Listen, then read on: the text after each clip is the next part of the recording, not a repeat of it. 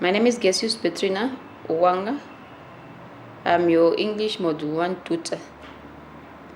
Let me welcome you to the English presentation. This is the assignment-based contact classes. My number is 08125 62 393. You can also get hold of me on my email address, which is nuwanga@yahoo.com. This presentation is more about on guiding you how you should go about answering the questions. I'm not going basically to give you the answers to the questions, but guide you how you should approach the questions. Thank you. Let's start. There are three books that you need to have when you are answering your assignment questions. The first one is written by Pincus and Latrin in 2010, and it's called English Handbook and Study Guide. These books it's more on grammar and literature. So the questions that are about grammar and also about literature, so the guidance, you are getting it from this book.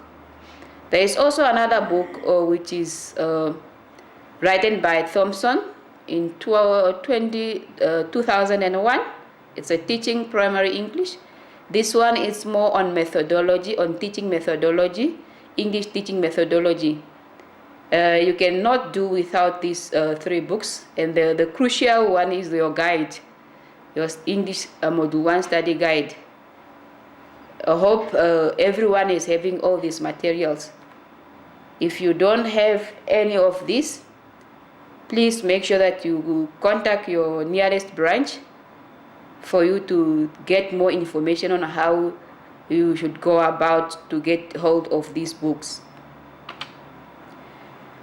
Our assignment for 2018, there are some instructions that you need to follow.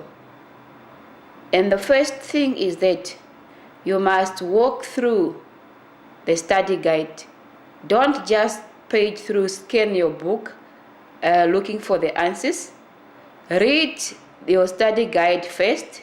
Read all the topics and understand the content of the subject before you attempt the questions. And the second thing, analyze the questions properly before you attempt it. Note the marks allocated for each question. In most cases, students answer questions without considering the marks allocated. If the question was 10 marks and you only give the marks, 2 points, definitely this one will not make you to get the marks that are indicated there, which is 10. So always have the marks allocation on mark allocated in your mind when you are answering the questions. And you cannot also go beyond 2 pages and you know the marks allocated is just 2 or 3. You can type your assignment if possible, but let me ask you that the best thing is just to type it, because most of student has handwriting that one cannot just read.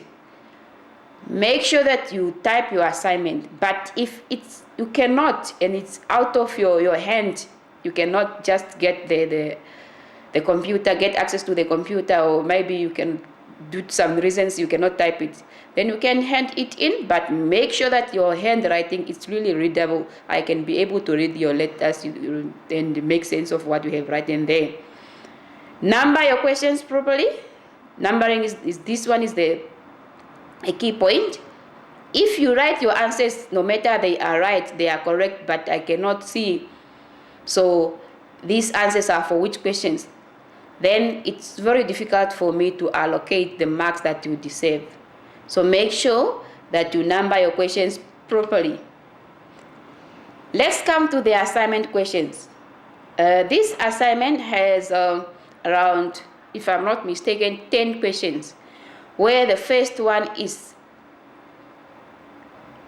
asking you to describe what is emotive language. What you have to do, you have to define, to describe what is emotive language. I need to see that one in your answer script. And on top of that, you need to give clear example of each of the stated form of emotive language. In emotive language, I just gave you some examples here that we have fact and opinions. Those are some of the examples of emotive language, but there are so many, and they are indicated in your study guide. This question is asking you to define, make sure that you define the term emotive itself.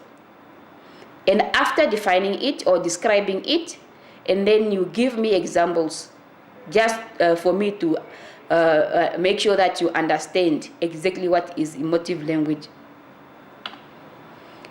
On the second question, students, you should give your own idea based on the importance of English in Namibia. So we are using English as official language here in our country. Now, put up your idea now. Why? What is the importance of knowing English or being able to speak English now in Namibia? You should express why it is crucial for Namibian people to be proficiency in English. This is what I want to hear from you. This is your own idea.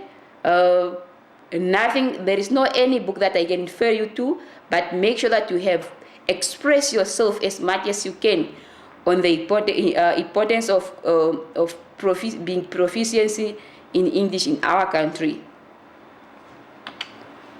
Question 3. Question 3 is asking you to give the difference between simulation and a role play. And I have just noticed that some students confuse simulation with with stimulation.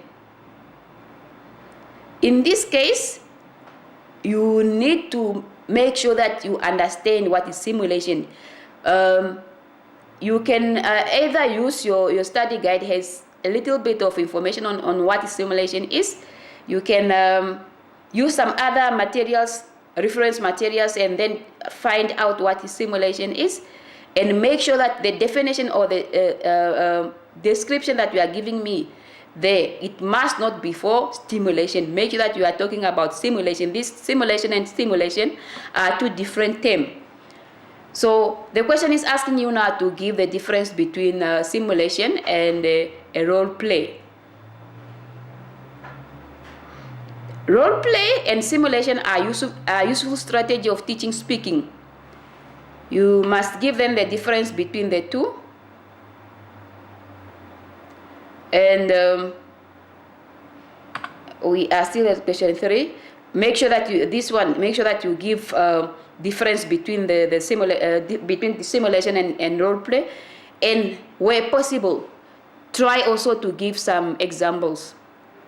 Always, when you are defining or describing something, make sure that you give up some examples.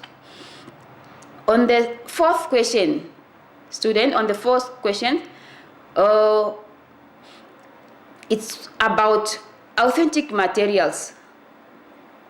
Authentic materials are really objects or materials that we use in our teaching. The materials that we bring to class, the real objects that we bring to class as our teaching aids.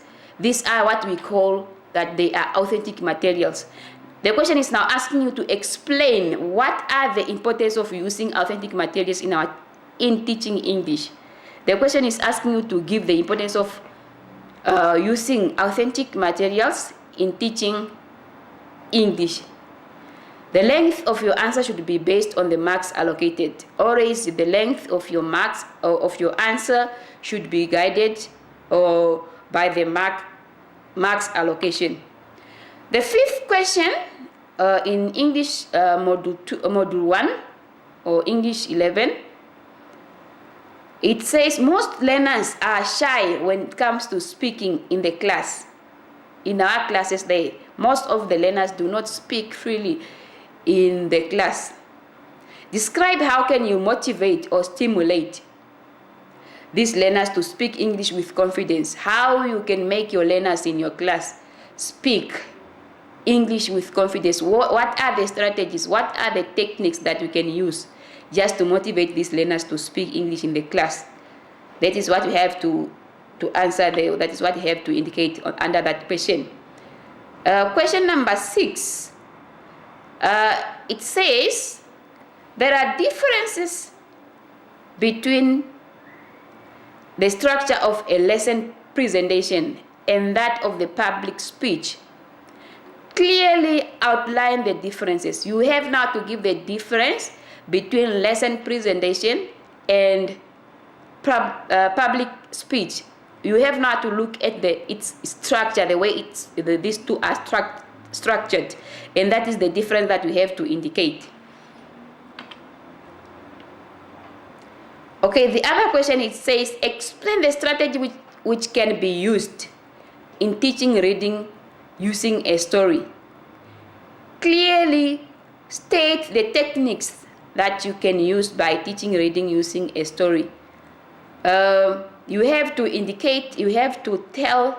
Now you have a story in front of you, maybe a storybook or a novel. How can you use that story to teach learners how to read? How you can use a story to teach learners to read? This is what we have to indicate here. Question number 12. This question is asking you to list and explain 5 genres that can be read. To answer this question, you need to have a concrete understanding of the term genre. This will enable you to attack the question. Your study guide has some examples which can assist you. These are the types of reading materials that we can read.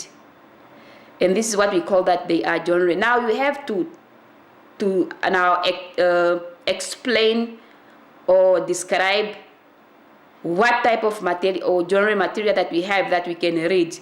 And I have just indicated, just go through your guide. As I said at the beginning, that you have to understand the content of your guide first before you start answering your assignment questions. So there are some information there on this type of genres, and then what you have to do is just to list them, and you have to list them and explain. So what are those genres that are stated in your guide? Okay, this is what you are expected to do in your assignment. This is I only picked up some content that I think might be questions that I think might be a little bit difficult for you to understand them. But if you have some other questions that are not clear to you, don't hesitate. As I said at the beginning, that you can contact me, tutor, at my cell phone number or email address, and then you state your problem. I will help you and make sure that you understand what exactly is expected for you to do in this assignment.